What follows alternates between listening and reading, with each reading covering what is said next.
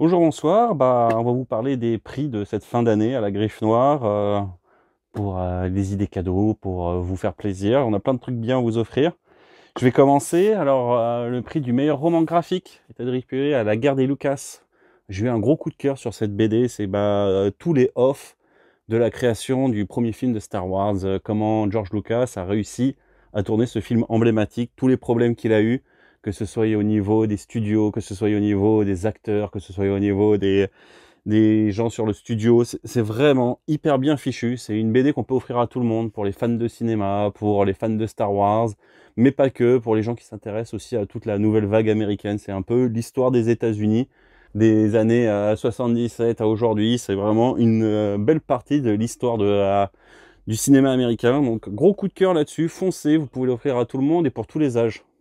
Notre prix historique, qui aurait pu aussi être notre prix du meilleur roman graphique, l'adaptation de Notre-Dame par George Best aux éditions Glénat. Voilà, grosse tuerie. George Best, il nous avait sorti Frankenstein, il nous avait sorti Dracula il y a quelques années. Et là, il nous fait un magnifique noir et blanc sur l'histoire de Notre-Dame de Paris. Magnifique. Si vous voulez redécouvrir l'œuvre culte de Hugo ou le faire découvrir à des gens, foncez sur cette bande dessinée, c'est aux éditions Glénat. C'est un de mes gros coups de cœur de cette année. Le meilleur polar de l'année, La Traque aux éditions Petit à Petit. Voilà, toute l'histoire en fait de l'enquête sur Xavier Dupont de Ligonnès. Alors cette année, c'est un docu-BD vraiment qu'on va vous mettre en avant plus qu'un polar. C'est vraiment hyper passionnant, c'est très bien agencé. On trouve plein de références bibliographiques, cinématographiques, des documentaires. Tous ceux qui ont en fait fait des enquêtes sur Xavier Dupont de Ligonnès. Alors bien évidemment, on ne saura pas le résultat de l'enquête à la fin de cette BD. Mais voilà, c'est super bien fichu. Une bonne BD familiale pour la fin de cette année. Le meilleur manga de cette année.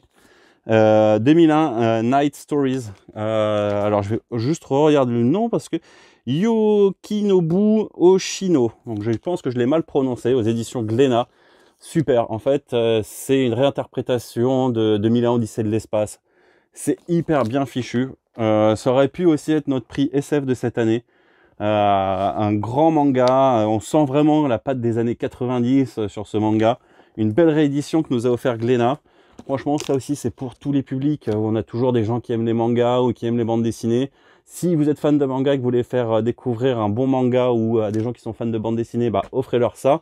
Et si vous voulez, vous êtes fan de bande dessinée, pareil, si vous pouvez l'offrir à des fans de manga, je pense que ça peut vraiment plaire à tous les publics. Donc foncez sur cette belle édition, c'est en 2 tomes aux éditions Glénat. Notre prix du jury, comme au Festival de Cannes, il y a le prix du jury. La course de Munurea et de Kit Toussaint aux éditions Lombard.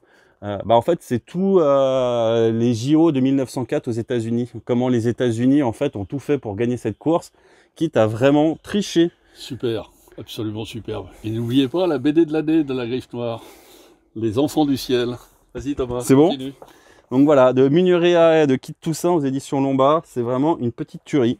Mon coup de cœur à moi, Guidon Fall de Jeff Lemire et d'Andrea Sorrentino. Oui, c'est ça, Sorrentino, aux éditions Urban. Là, on est dans un thriller entre King et Lovecraft. Franchement, foncez. Jeff Lemire, un grand scénariste, Sorrentino, une grande dessinatrice. Voilà, ça c'est pareil pour tous les gens qui sont fans de comics, qui sont fans de polar, foncez parce que je pense que ça peut vraiment plaire à tous les publics.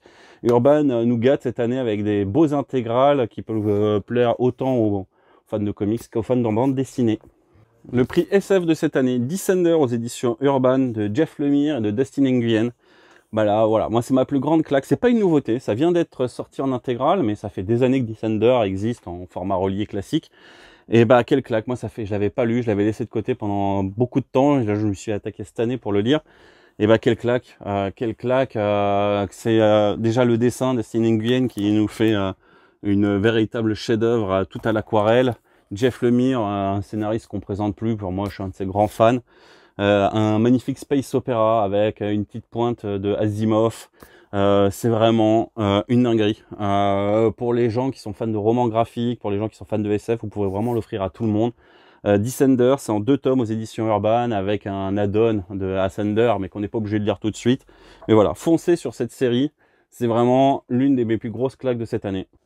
Et le prix western de l'année 2023, le dernier Bouncer, qui peuvent se lire derrière indépendamment. Vous allez, faut pas vous faire piéger parce que il y a un petit numéro 12, mais pour le coup c'est un vrai one shot. C'est vraiment pour les complétistes qu'on a mis un numéro 12 de Book et John Rodowsky. Bah, John Rodowsky on le présente plus, hein, c'est l'un des papas de l'Incal, des Chevaliers d'Héliopolis, Book, super dessinateur qui nous avait fait La Bouche du Diable, qui nous avait fait New York Cannibal.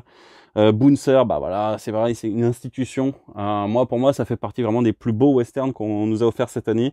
Et un peu à l'image du Torgal qui était sorti il y a quelques mois, bah, qui est très sympa parce que justement, vous pouvez mettre tout un nouveau public avec ce Bouncer parce qu'il s'est lié indépendamment. Pas besoin d'avoir fait Bac plus 10 en Bouncer pour arriver jusqu'à ce numéro 12, vous pouvez le prendre. Et justement, je pense qu'il y a plein de lecteurs qui voudront découvrir toute l'histoire du Bouncer. Donc voilà, gros coup de cœur, c'est chez Glénat, c'est de Book et John Rodowsky, gros coup de cœur pour ce western. Et un de mes petits chouchous à moi, Lozère Apocalypse. Alors celui-là, je vous l'ai déjà présenté, représenté. Stanislas, j'adore cet auteur, j'adore cette bande dessinée, c'est complètement délirant. À partir de, je sais pas, à partir de 8 ans, vous pourrez commencer cette BD.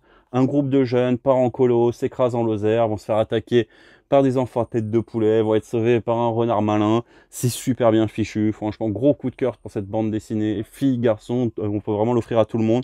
Lozère Apocalypse, c'est notre gros coup de cœur jeunesse de cette année. Jean, c'est sorti quand Star Wars? 77.